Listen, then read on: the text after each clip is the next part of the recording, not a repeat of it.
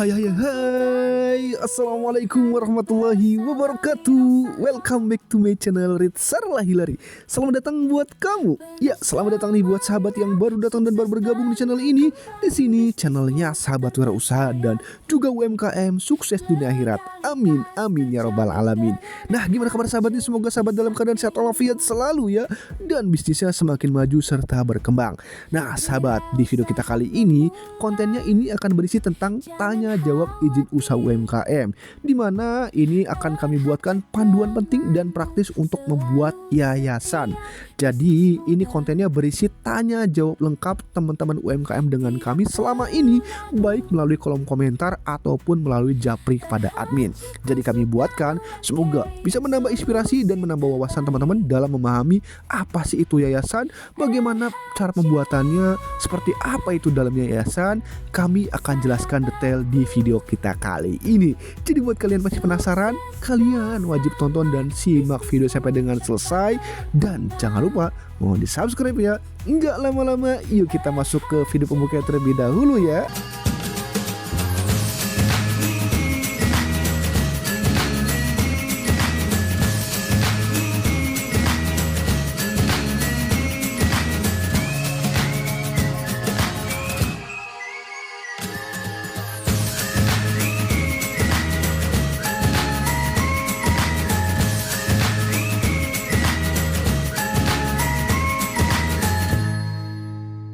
Nah sahabat, itu video pembuka dari Ritsarlah Hilary Channel. Jangan lupa mohon di subscribe ya.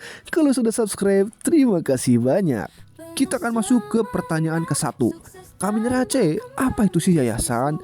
Jadi sahabat, yayasan ini adalah badan hukum yang didirikan untuk tujuan sosial, keagamaan, atau kemanusiaan yang tidak berorientasi pada keuntungan. Nah sahabat, dalam operasionalnya, yayasan ini memiliki kekayaan sendiri yang dipisahkan dari pendirinya dan dikelola oleh pengurus untuk mencapai tujuan yang telah ditetapkan. Nah di Indonesia, yayasan ini diatur dalam Undang-Undang Nomor 16 Tahun 2001 tentang yayasan yang mengatur aspek pendirian, struktur organisasi, serta kewajiban transparansi dan akuntabilitas dalam pengelolaannya. Next pertanyaan, kami Aceh, apa sih fungsi utama dari yayasan ini? Jadi sahabat, fungsi utama dari yayasan adalah menjalankan kegiatan sosial, keagamaan, dan kemanusiaan tanpa mencari keuntungan. Nah, yayasan ini berperan dalam memberikan bantuan, mendukung pendidikan, layanan kesehatan, pemberdayaan masyarakat, serta kegiatan amal lainnya. Nah, selain itu sahabat, yayasan juga ini berfungsi sebagai wadah untuk mengelola atau menyalurkan dana atau aset yang diperoleh dari donasi, hibah, atau sumber lain demi kepentingan umum sesuai dengan tujuannya ya. Next pertanyaan, kami Aceh, apa sih tujuan utama dari didirikan yayasan ini? Jadi sahabat, tujuan utama didirikannya adalah untuk menjalankan kegiatan di bidang sosial, keagamaan, dan kemanusiaan secara berkelanjutan tanpa mencari keuntungan. Nah sahabat, yayasan ini bertujuan untuk memberikan manfaat bagi masyarakat seperti membantu kelompok yang membutuhkan, mendukung pendidikan, meningkatkan layanan kesehatan, serta memberdayakan individu dan komunitas agar lebih mandiri. Nah selain itu, yayasan juga berfungsi sebagai sarana untuk menyalurkan donasi dan sumber daya secara transparan dan akuntabel demi mencapai misi sosial yang telah ditetapkannya. Next pertanyaan, kami Aceh, apa saja sih ciri-ciri utama yayasan? Jadi sahabat, yayasan ini memiliki ciri utama nih, yaitu pertama berbentuk badan hukum yang diakui oleh negara dan tidak berorientasi pada keuntungan, melainkan menjalankan kegiatan di bidang sosial, keagamaan, dan kemanusiaan untuk kepentingan umum. Kekayaannya ini berasal dari donasi, hibah, atau sumber lainnya yang sah dan dikelola secara mandiri, terpisah dari kekayaan pribadi pendirinya. Nah, yayasan ini dipimpin oleh pengurus serta diawasi oleh pembina dan pengawas untuk memastikan transparansi dan akuntabilitasnya. Selain itu, yayasan juga berhak menerima sumbangan atau hibah guna mendukung kegiatannya dan diatur di dalam Undang-Undang Nomor 16 Tahun 2001 tentang yayasan serta peraturan turunannya ya sahabat. Next pertanyaan, kami Aceh, apa saja sih jenis modal dalam yayasan? Nah sahabat, modal dalam yayasan ini terdiri dari beberapa jenis, yaitu modal awal yang merupakan kekayaan yang dipisahkan dari pendiri saat yayasan didirikan. Lalu ada donasi atau hibah yang berasal dari individu, perusahaan, ataupun lembaga lain untuk mendukung kegiatan yayasan. Hasil usaha, jika yayasan memiliki badan usaha atau aset produktif yang sah sesuai peraturan. Kemudian serta investasi nih atau aset produktif seperti properti atau surat berharga yang digunakan untuk membiayai kegiatan sosial yayasan. Semua modal tersebut itu dikelola secara transparansi dan tidak boleh digunakan untuk kepentingan pribadi pengurusnya ya sahabat. Next pertanyaan, kami Aceh, Apa saja sih jenis-jenis yayasan? Oke sahabat, jadi yayasan ini terbagi menjadi 3 jenis utama berdasarkan Undang-Undang Nomor 16 Tahun 2001. Yang pertama ada yayasan sosial. Ini yang bergerak di bidang kesejahteraan sosial seperti panti asuhan dan layanan kesehatan. Kemudian ada yayasan keagamaan, ini yang berfokus pada kegiatan keagamaan seperti pendidikan agama dan pembangunan tempat ibadah. Lalu ada yayasan kemanusiaan yang bertujuan dalam membantu masyarakat dalam aspek pendidikan, penelitian, pelestarian lingkungan, dan advokasi hak asasi manusia. Nah sahabat, setiap yayasan ini harus menjalankan kegiatannya sesuai dengan tujuan yang telah ditetapkannya di dalam akta pendirian dan tidak boleh menyimpang dari bidang yang telah ditentukan di dalam akta pendiriannya ya. Next pertanyaan, Kaminer HC, apa saja sih kelebihan dan kekurangan dari yayasan? Oke sahabat, jadi yayasan ini memiliki beberapa kelebihan seperti statusnya sebagai badan hukum yang memberikan legalitas dan kepercayaan dalam mengelola dana serta menjalankan program sosial. Nah selain itu nih sahabat, yayasan tidak berorientasi pada keuntungan sehingga dapat memperoleh dukungan dari berbagai pihak termasuk donatur dan juga pemerintah. Kemudian yayasan juga dapat menerima hibah, donasi, dan bantuan yang mendukung keberlangsungan operasionalnya. Namun yayasan juga memiliki kekurangan nih seperti keterbatasan dalam mencari pendapatan karena tidak dapat beroperasi layaknya perusahaan komersial. Selain itu, pengelolaannya itu harus transparan dan sesuai dengan regulasi sehingga membutuhkan administrasi yang ketat dan akuntabilitas yang tinggi. Yayasan juga bisa menghadapi tantangan dalam pendanaan, terutama jika donasi atau hibahnya berkurang. Oke, next pertanyaan, Kaminer HC, apa saja sih persyaratan untuk mendirikan yayasan ini? Jadi sahabat, persyaratan mendirikan yayasan di Indonesia ini berdasarkan Undang-Undang Nomor 16 Tahun 2001 itu tentang yayasan meliputi beberapa aspek utama. Nah, yayasan ini harus didirikan oleh minimal 1 orang atau lebih dengan akta notaris dalam bahasa Indonesia dan disahkan oleh Kementerian Hukum agar memiliki status badan hukum. Kemudian, yayasan juga harus memiliki kekayaan awal minimal 10 juta untuk yayasan yang didirikan oleh orang perseorangan yang berasal dari harta pendiri yang dipisahkan. Selain itu, yayasan juga wajib memiliki struktur organisasi yang terdiri dari pembina, pengurus, pengawas. Nah, kemudian kegiatan yayasan harus berfokus pada bidang sosial, keagamaan, dan kemanusiaan serta tidak boleh bertujuan untuk mencari keuntungan ya sahabat. Next pertanyaan, Kaminer HC, mengapa sih penting bagi pengusaha ini untuk memahami yayasan sebelum mendirikannya? Oke sahabat, nah ini sangat penting bagi pengusaha untuk memahami yayasan sebelum mendirikannya karena yayasan ini memiliki aturan hukum yang berbeda dengan perusahaan, terutama dalam hal struktur organisasi, pengelolaan keuangan, dan tujuan operasionalnya.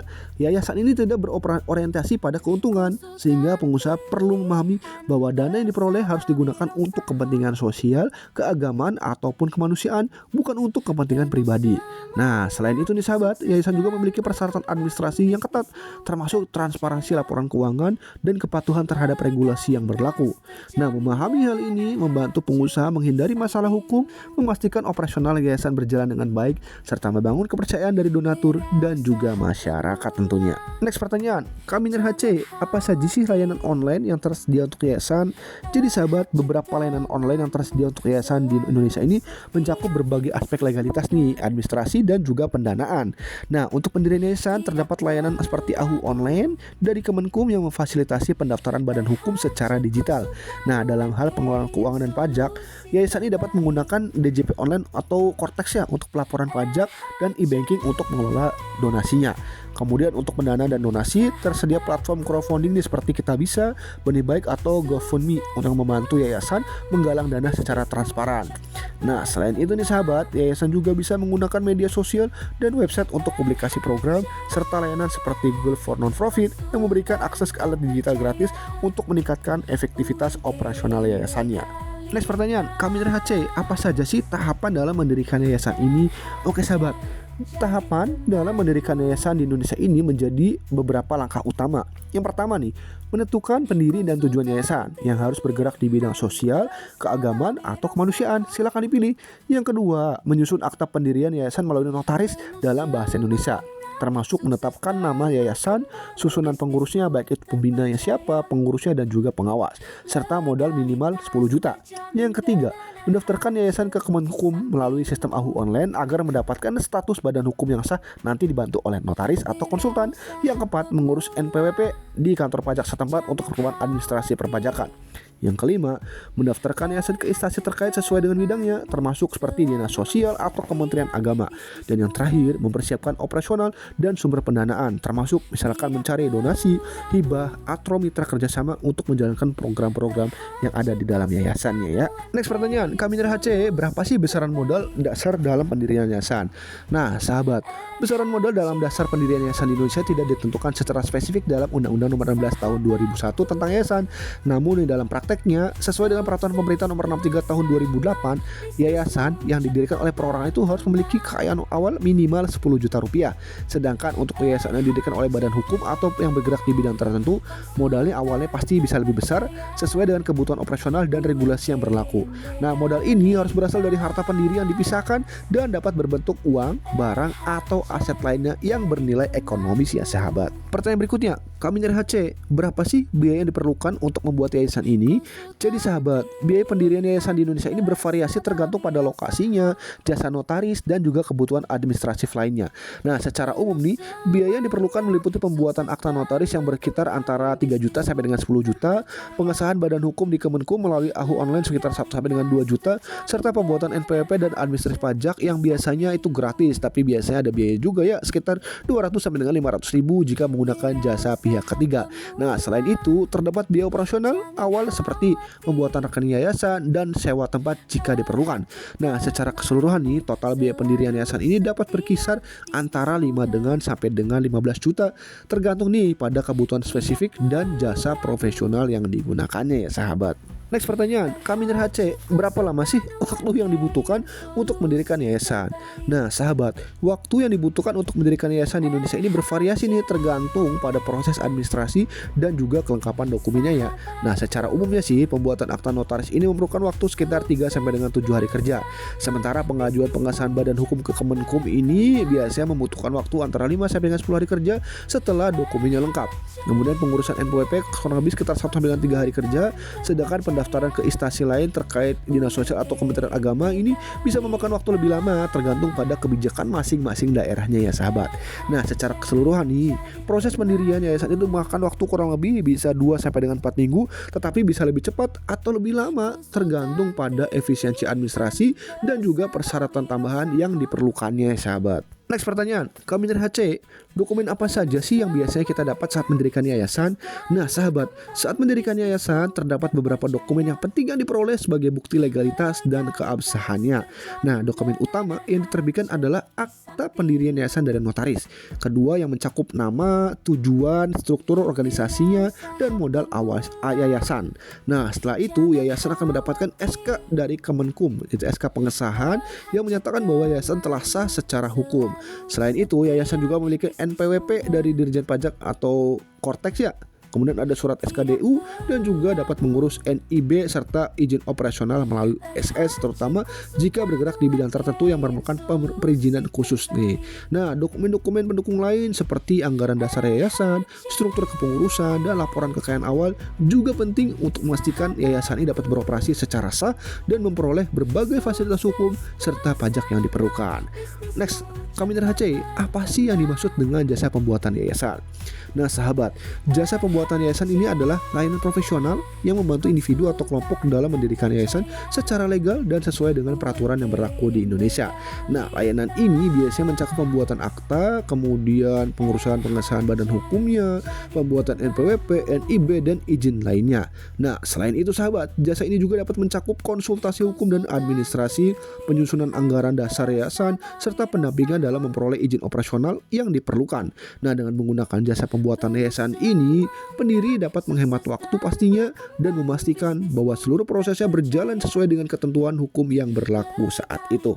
Next pertanyaan, Kaminer HC, apa sih keuntungan menggunakan jasa pembuatan yayasan?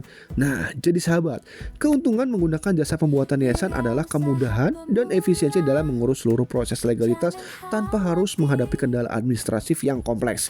Nah, dengan jasa ini, pendiri yayasan itu dapat menghemat waktu dan tenaga karena seluruh proses mulai dari pembuatan akta notaris, pengesahan badan, kemudian NPWP hingga NIB itu ditangani oleh profesional yang berpengalaman. Selain itu, jasa ini memastikan bahwa yayasan didirikan sesuai dengan peraturan hukum yang berlaku sehingga mengurangi resiko kesalahan administrasi yang dapat menghambat operasional di kemudian hari. Nah, pendiri yayasan juga mendapatkan bimbingan dan konsultasi hukum sehingga mereka memahami aspek legalitas dan tata kelola yayasan dengan lebih baik lagi. Nah, dengan demikian, penggunaan jasa pembuatan yayasan memberikan solusi yang praktis, cepat, dan aman bagi mereka yang ingin mendirikan yayasan secara profesional tentunya sahabat ya. Next pertanyaan, Kaminer HC, kapan sih UMKM ini sebaiknya membuat yayasan? Nah sahabat, UMKM ini sebaiknya membuat yayasan ketika memiliki visi untuk memberikan dampak sosial yang lebih luas seperti program pendidikan, pemberdayaan masyarakat, atau kegiatan amal yang berkelanjutan. Nah, jika bisnisnya telah berkembang dan memiliki keuntungan yang cukup, mendirikan yayasan dapat menjadi cara untuk menyalurkan dana CSR secara lebih terstruktur dan juga legal. Selain itu, yayasan juga bisa membantu meningkatkan citra dan kredibilitas UMKM, terutama jika sering berinteraksi dengan lembaga pemerintah, donatur, atau mitra bisnis yang peduli terhadap keberlanjutan sosial. Nah, UMKM memiliki misi sosial yang kuat seperti pemberdayaan perempuan, pelestarian lingkungan, atau dukungan untuk usaha kecil lainnya, juga dapat memanfaatkan yayasan untuk mendapatkan dana hibah atau bantuan dari organisasi filantropi dan juga pemerintah. Nah, dengan kata lain, mendirikan yayasan adalah langkah strategis bagi UMKM yang ingin memperluas dampaknya di luar keuntungan bisnis semata ya sahabat. Next pertanyaan, Kaminer HC, bagaimana sih cara mendirikan yayasan dengan mudah? Nah sahabat, mendirikan yayasan dengan mudah dapat dilakukan dengan mengikuti langkah-langkah tepat dan memanfaatkan layanan profesional jika diperlukan. Pertama, tentukan nama, tujuan, dan struktur kepengurusan yayasan yang terdiri dari pembina, pengurus, dan juga pengawas. Yang kedua, siapkan akta pendirian yayasan melalui notaris yang mencakup anggaran dasar dan struktur organisasi. Yang ketiga, ajukan pengesahan badan hukum ke Kemenkum untuk mendapatkan status legal. Yang keempat, urus NPWP juga dan juga NIB teman-teman. Nah, untuk mempercepat proses tersebut, bisa menggunakan jasa pembuatan yayasan yang akan membantu mengurus semua dokumen dengan lebih praktis dan sesuai regulasi yang berlaku tentunya. Next pertanyaan, Kaminer HC, apa saja sih perubahan yang bisa terjadi di dalam yayasan? Jadi sahabat, di dalam perjalanan operasionalnya, yayasan ini dapat mengalami berbagai perubahan yang perlu disesuaikan dengan peraturan yang berlaku. Nah, perubahan yang umum terjadi ini meliputi perubahan anggaran dasar, seperti perubahan nama yayasan, tujuan atau bidang kegiatan yang harus disahkan kembali melalui notaris dan Kementerian Hukum dan HAM. Nah, selain itu bisa terjadi pergantian kepengurusan baik pada posisi pembina, pengurus, ataupun pengawas yang juga perlu dicatat secara resmi. Nah, sahabat, yayasan juga dapat mengalami perubahan domisili atau alamat kantor yang harus diperbaharui dalam dokumen resmi. Jika yayasan ingin memperluas kegiatannya, dapat dilakukan penambahan atau pengurangan unit usaha sosial yang harus disesuaikan dengan izin usaha yang berlaku. Nah, dalam beberapa kasus, yayasan juga bisa mengalami penggabungan dengan yayasan lain atau pembubaran yang harus dilakukan sesuai prosedur hukum yang telah ditetapkan. Nah, semua perubahan ini harus dilaporkan dan didokumentasikan agar apa? Agar yayasan tetap berjalan secara legal dan juga aman tentunya. Next pertanyaan, Kaminer HC, bagaimana sih cara mengecek legalitas yayasan? Jadi sahabat, mengecek legalitas yayasan ini dapat dilakukan dengan mudah melalui berbagai cara resmi. Dan cara paling praktis itu adalah dengan mengecek melalui website AHU online. Jadi teman-teman, semuanya ini bisa dicek secara online, baik itu SK AHU-nya, NIB-nya, NPWP-nya, dan surat lainnya. Itu sudah zamannya online. Jadi semuanya itu nanti bisa dicek secara online dan transparansi sahabat. Next pertanyaan, KRHC, mengapa sih memilih jasa notaris dan konsultan untuk pendirian yayasan? Nah sahabat, jadi memilih jasa notaris dan konsultan untuk pendirian yayasan adalah langkah yang tepat karena memastikan seluruh proses legalitas ini berjalan dengan mudah, cepat, dan sesuai dengan regulasi yang berlaku. Notaris ini memiliki kewenangan untuk membuat akta pendirian yayasan yang merupakan dokumen hukum yang utama yang harus disahkan oleh Kementerian Hukum. Selain itu, nanti konsultan juga dapat membantu menyusun anggaran dasar, mengurusan NPWP, NIB, serta izin operasional lainnya. Nah, dengan menggunakan jasa profesional di sahabat, pendiri yayasan tidak perlu repot menghadapi proses administratif yang rumit, menghindari kesalahan yang bisa memperlambat proses, serta mendapatkan bimbingan hukum terkait tata kelola yayasan di masa depan. Ini juga sangat bermanfaat bagi mereka yang tidak memiliki pengalaman dalam aspek legalitas dan ingin memastikan yayasan itu berdiri sah serta dapat beroperasional dengan lancar ya sahabat. Nah, kalian masih bingung nih soal pendirian yayasan atau ragu bagaimana cara urusnya dan nggak mau ribet? Tenang aja nih sahabat, kalian bisa tanya sebebasnya di kolom komentar dari materi yang sudah kami sampaikan. Kalau ada yang mau ditanyakan silahkan ya. Kalau mau konsultasi lebih lanjut juga gratis kok bisa. Jadi langsung hubungi admin kami yang ada di layar nomornya, atau kalian bisa cek di link deskripsi video teman-teman ya. Jangan ragu, jangan malu-malu, kami siap membantu sahabat. Nah, kami HC, apakah bisa membantu urus pendirian yayasan serta prosesnya seperti apa? Jawabannya, ya bisa. Kami akan membantu pengurusan pendirian yayasan tanpa ribet, pasti terbit. Berikut promo dan penjelasannya ya sahabat. Kalian bisa cek juga di link RHC Konsultan PKRT ya. Nah, jadi sahabat, saat ini kami ada solusi promo pendirian yayasan, di mana kami adalah RHC Konsultan UMKM memiliki visi bahwa setiap orang ini berhak mendirikan usaha dan memiliki legalitas bisnisnya dengan mudah, cepat, aman, dimanapun dan kapanpun berada. Dan saat ini kita ada promo pendirian yayasan yang berlaku dari Januari sampai dengan Desember 2025. Jadi buat kalian nih, ini all in terima beres tanpa ribet, dari 7.500.000 menjadi hanya 3.500.000 saja.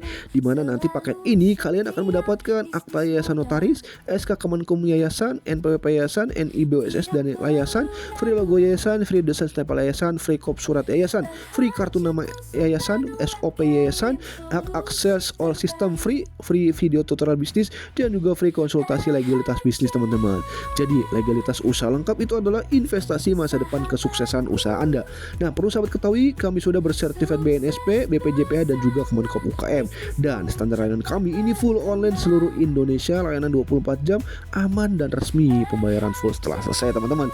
Jadi buat kalian, kami juga memiliki beberapa layanan lainnya seperti pembuatan NIB, kemudian PIRT, paten merek haki, PT perorangan, company profile, barcode GS1, barcode Indonesia, sertifikat PKRT. Pokoknya kalian bisa cek aja di link deskripsi video link.id. Kalian klik linknya itu, nanti akan muncul berbagai macam paket-paket promo yang sedang kami sediakan untuk membantu legalitas usaha kalian agar bisnis kalian semakin maju, semakin berkembang, dan kalian bisa berbisnis dengan lebih tenang. Nah sahabat, sebagai informasi, kami Ritsarlah Hilary Channel ini membuat tema konten tentang UMKM karena kami ingin membantu teman-teman UMKM yang ada di pelosok sana, di desa-desa yang jauh dari akses ke pemerintah, jauh dari dinas, dan juga jauh dari informasi. Oleh karena itu kami membuat berbagai macam konten-konten untuk bagaimana teman-teman UMKM ini melengkapi legalitas bisnisnya. Karena ketika legalitasnya sudah lengkap, maka bisnisnya bisa lebih maju, lebih tenang, dan kalian pasti lebih pede. Nah, kalian bisa cek aja di link deskripsi video ya. Kami sudah buatkan banyak link-link yang dimana link ini isinya berbeda-beda teman-teman. Jadi silakan kalian kepoin, kalian cek di mana itu kami sudah buatkan berbagai macam informasi agar membantu teman-teman memahami dalam melengkapi legalitas bisnisnya agar bisnisnya semakin mudah berkembang dan cepat mendapatkan apa yang kalian harapkan. Nah, kami juga memiliki beberapa sosial media, kalian bisa kepoin aja nih link deskripsi videonya. Nah, kita akan coba satu persatu untuk cek nanti linknya teman-teman. Yang pertama, ini linknya kita masuk ke link ya. Nah, di sini kita teman bisa cek ini untuk penjelasan promo-promo yang sedang berjalan teman-teman. Dan untuk konsultasi gratis teman-teman. Silakan kalau kalian ada yang konsultasikan silakan gratis ya. Kami buat promo-promo, ada promo PKRT, penjelasan produknya, kemudian ada syarat-syaratnya apa saja. Nah, layanan lainnya ini kalian bisa cek di sini teman-teman. Ada pembuatan NIB, PWP, kemudian PT perorangan, ada paten merek haki. Di situ kalian bisa lihat ya apa yang akan kalian dapatkan. Kemudian ada promo sertifikat halal. Ini khusus produk makanan dulu. Kemudian ada promo izin edar BPOM. Ini juga untuk produk makanan dulu yang bisa kami proses sahabat. Kemudian ada promo company profile, kemudian kita lihat lagi di mana ini ada promo untuk website bisnis. Jadi teman-teman silakan kalian kepoin aja untuk promo-promo kami ada di linknya. Silakan kalian baca, kalian ada yang dibutuhkan mau tanya silakan teman-teman. Kami juga sudah membuat video-video tentang produk-produk PKRT nih. Jadi buat kalian yang punya produk PKRT dan ada salah satu videonya, silakan kalian tonton videonya, kalian klik aja. Dan juga kami membuat rahasia cuan ya teman-teman. Rahasia produk PKRT. Jadi buat kalian yang punya produk pembersih, kalian ingin menambah variatif lagi untuk produk kalian bingung caranya bagaimana, kami sudah sediakan ebook resepnya teman-teman. Jadi silakan kalian kepoin, kalian beli teman-teman. Ini harganya juga sedang promo teman-teman dan nanti bisa naik tiba-tiba teman-teman. Jadi buat kalian nih, kalian bisa cek nih berbagai macam produk-produk PKRT dari mulai lem tikus, sabun, deterjen, kemudian parfum laundry, parfum sholat dan lainnya sudah kami sediakan di dalam link ini. Jadi buat kalian silakan manfaatkan karena kami ingin membantu teman-teman dalam mengembangkan bisnis kalian agar lebih maju lagi, lebih tenang dan lebih aman dalam berbisnis teman-teman. Karena legalitas usaha ini adalah investasi masa depan kesuksesan bisnis sahabat. Nah sahabat, silahkan bisa cek juga teman-teman di sini berbagai macam produk-produk PKRT yang sudah kami buatkan e-booknya teman-teman. Jadi kalian tinggal manfaatkan, harganya juga sedang kami berikan promo karena nanti suatu saat bisa kami naikkan tiba-tiba. Oleh karena itu, yuk segera silahkan kalian pilih. Nah selanjutnya teman-teman, kita akan lihat untuk link selanjutnya adalah e-book legalitas bisnis. Jadi sahabat, kami juga sudah membuat masing-masing penjelasan untuk legalitas bisnis ke dalam e-book. Jadi buat kalian yang penasaran nih bagaimana legalitas bisnis, kalian ingin membaca aturan mainnya atau detailnya, silahkan kalian beli untuk e-booknya teman-teman, dan harganya juga sedang kami berikan promo teman-teman. Jadi segera manfaatkan ya. Nah kami juga sudah membuat untuk produk-produk konten kreator teman-teman. Jadi jika ada teman-teman yang ingin bagaimana menjadi konten kreator juga sudah kami sediakan e-booknya. Nah kita akan masuk ke portofolio kami. Oh di sini UMKM Hub teman-teman. Jadi produk-produk UMKM yang sudah bekerja sama dengan kami akan kami tampilkan di dalam layar teman-teman, dan juga kami bantu pemasarannya secara online di dalam link deskripsi video teman-teman. Jadi buat kalian yang ingin bergabung dengan kami juga kalian bisa. Nah kami juga sudah buatkan e-book teman-teman. Di sini ada e-book berbagai macam resep kuliner buat kalian penasaran bagaimana nih cara membuat resep kuliner yang hits. Nah di sini sudah kami sediakan untuk e-booknya, jadi kalian tinggal manfaatkan. Harga juga sewaktu-waktu akan bisa naik teman-teman. Selanjutnya kita akan cek untuk profil dan portofolio kami. Jadi kami sudah membuatkan profil portofolio di mana nanti berisi tentang alamat kami dan juga legalitas kami lainnya teman-teman. Jadi teman-teman, yuk kita cek untuk profil dan portofolionya. Nah teman-teman bisa lihat visi misi kami, kemudian alamat kami, nomor handphone kami. Ini contoh klien-klien UMKM yang sudah kami bantu teman-teman, dan juga ada penjelasan produk masing-masing legalitas, ada PIRT pemanfaatnya contohnya, kemudian kita cek juga di sini ada PT perorangan seperti apa SK-nya contohnya, kemudian kita cek ada paten merek haki teman-teman seperti apa contohnya juga sudah kami berikan. Ini kita cek teman-teman. Jadi linknya silahkan kalian bisa cek, kalian bisa kepoin ya, masing-masing linknya itu berbeda isinya. Nah teman-teman, itu saja yang dapat kami sampaikan di video kita kali ini. Semoga menambah wawasan kalian mengenai apa itu yayasan, dan juga kalian bisa mengambil keputusan membuat yayasan PT atau PT perorangan. Nah teman-teman, terima kasih banyak atas waktu menontonnya. Kurang lebihnya kami mohon maaf. Bila taufiq wal hidayah. Wassalamualaikum warahmatullahi wabarakatuh. Bye bye. See you in the next video.